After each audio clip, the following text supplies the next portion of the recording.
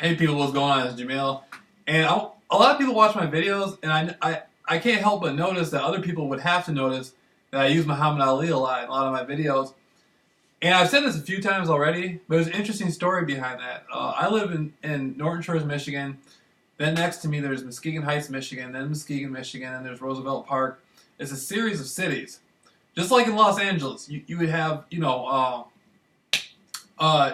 Inglewood, you would have Lenox, you would have Hawthorne, you would have the South Central region, and within the South Central region, you have Bellflower, you have different areas, but Beverly Hills, Santa Monica, you go on a series of cities. So that's where I live. As a series of cities, like you have Fruitport over here, all these places. Anyhow, I met Muhammad Ali when I was about 7 years old in Muskegon Heights, Michigan. There's a street called Broadway where there's a big tower, right, clock tower right there, and it's still there. But I saw Muhammad Ali, and he was so big. I'm a little 7 years old. I'm a little boy. I'm a child, and he was so big, and he had all these guys around him in trench coats. And I remember the older people were talking. And now me, I'm mixed. I'm black and white, and so throughout my life, I've been able to mingle in to the black crowd and experience things, then mingle into the white crowd and experience things, then mingle in because of how I look. I can get in around, especially I cut my hair low. I get in around Hispanics. I can get in around Middle Eastern people because of how I look. And I noticed that when I left the country a couple times, especially when I went to Thailand, I noticed a lot of the Middle Eastern people and a lot of different races around the world. I can just sort of blend in. Anyhow, so I'm seeing Muhammad Ali, and he got these guys around him in trench coats, and they're bodyguards. I think, the Nation of Islam, or maybe it might not have been. I think, but no, this was in the early 90s, and I think by then he had disassociated himself with the Nation of Islam. I think in the 80s he had converted to a more mainstream version of Islam. Nation of Islam is like the whole Malcolm X 60s thing, 60s, 70s. Anyhow, so I see him, and I walk up to him, I try to shake his hand, and he gives me a hug. And at the time, it was just a hug. And I felt his weight. He was a bigger guy, so I felt his weight. And at that point, I was like, okay, I met Muhammad Ali, I got a hug from him. Now, this many years later, when I'm going through the gang stalking thing, I'm figuring out how I'm going to be able to get through this, right? And the first thing that came to my mind, I don't know why it happened, it was Muhammad Ali. And I said, why am I thinking about Muhammad Ali so much? I don't really know very much about Muhammad Ali. I know I met him, but why am I thinking? He was way before my time. I was born in 85. So, anyhow, I start looking at this little computer I got. I start looking at videos of Muhammad Ali. And I noticed that, well, Muhammad Ali was around the same era as my research, the 60s and 70s. And so, I started listening to him talk. And I'm like, wow, man, this guy, he's all there. Like, he knows what he's talking. Like, he's predicting what rounds he's going to beat people and everything. And so, then I see he's not really winning these fights just because he's so fast and so strong. He is very fast and he is strong, but he was able to beat people way stronger than him. And he's doing this, I realize he's not doing this just because of his athletic ability.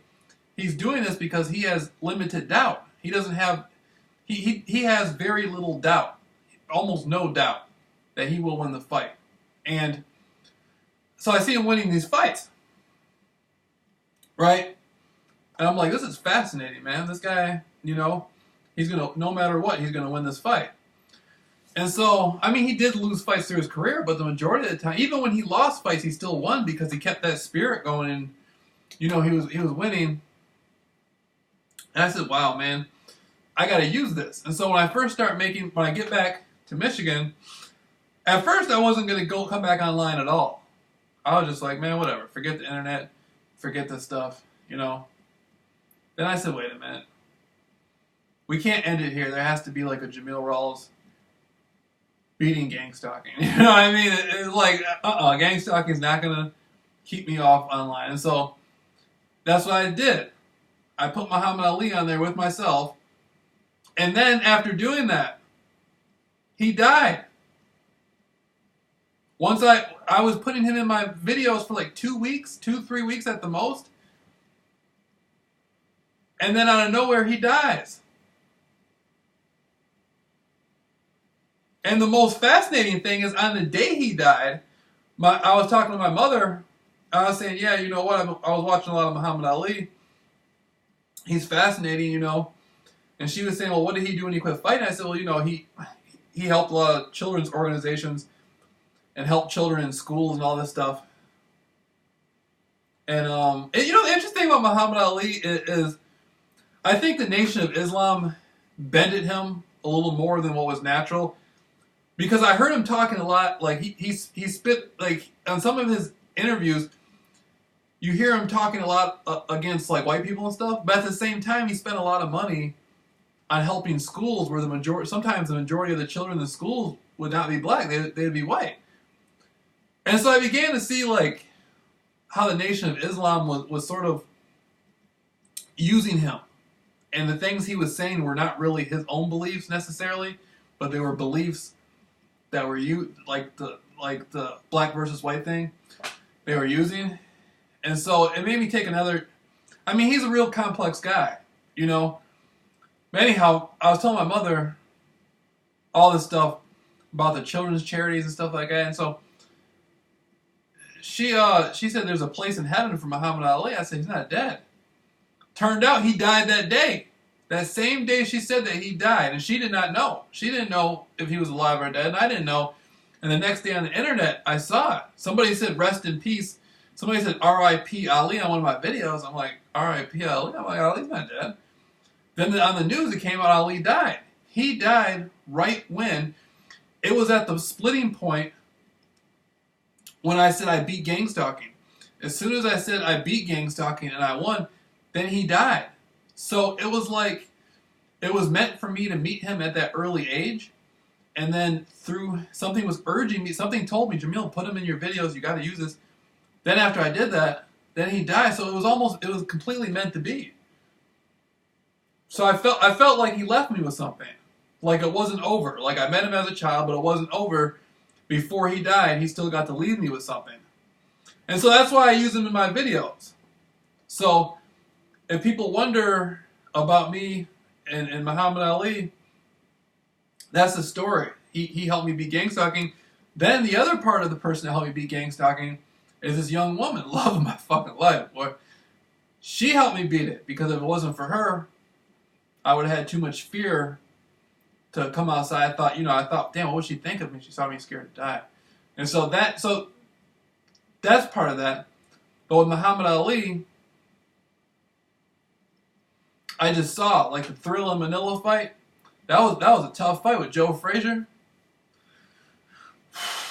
And the Rumble in the Jungle. I don't know what's my more favorite, Rumble in the Jungle or Thrill in Manila. I don't know which one I like the most. But then that's when I saw him on the jump. Then when I saw Muhammad Ali on the jump rope, I felt inspired from that too. I said, man, you know, I'm overweight. That jump rope's going to help me. And so the jump rope helped. There's a lot of other people who inspired me. Not just Muhammad Ali. There's a lot of people who've inspired me. But he was one of the. He was like a big major part of it. He was a gigantic part of it, you know. And now it's a different thing. Now I was listening to Muhammad Ali talk about fighting. Now I listen to him talk about God. And see, with me, I don't look at God. I listen to whatever anybody can talk about God. If somebody's Christian, they talk about God, I listen. If somebody's Muslim, I listen. If somebody's Jewish, I listen. I'm open, you know, Buddhist or whatever, I'll listen. I'm not religious. So I don't have any limitations. I look at creation as encompassing all things, and all these different religions are different ways to reach. But if somebody's a Christian, they say, "Hey, you have to have Jesus and all that stuff to get there." I don't tell them that's not real. It is real. That's where they're at. So, you know, but And if they say I'm wrong, I'm accepting of their view. But so anyhow, Muhammad Ali, I was listening to talk about God, I was listening to talk about love, and then when I listened to talk about all that stuff, I was like, wow, man, this guy's interesting. You know, he has some interesting perspectives on the world. And so, you know, Muhammad Ali, interesting guy, interesting guy. What I learned from him is like if you're like fighting, your ability, and I'm not talking about I'm not limiting this to a physical fight. I'm talking about just fighting anything in general, fighting gang stalking, you know, fighting whatever you're fighting for. If you're fighting to try to manifest a lifestyle you want or something you want, it's not about the tools you have and the skills you have. It's about the passion you have. The more passion you have, that's how you're going to get what you want. If the other person doesn't have as much passion than you, they're not going to make it because they're going to have more doubt than you. The more passion you have means the more belief you have, and the more belief you have means the less doubt you have, and the less doubt you have, the more you're going to manifest what you want. I have very little doubt in anything. If I want something, I have very little doubt. If I truly want something, that means it's right for me. I don't want things just to want things. I want things because I know that that's a part of my life. That this is something that I want in my life because this is who I am. Therefore, I'm gonna have it because that's who I am. That's why I want things, and I have zero doubt in it. You know, so that's a lot. I've just learned a lot of stuff from watching people. And Muhammad Ali's turned out to be one of the greatest people I've learned from, and a very interesting guy. Very interesting. You know, he spoke at Harvard College, Harvard University, and he spoke at a lot of colleges, and he was a poet. And he's just an interesting guy.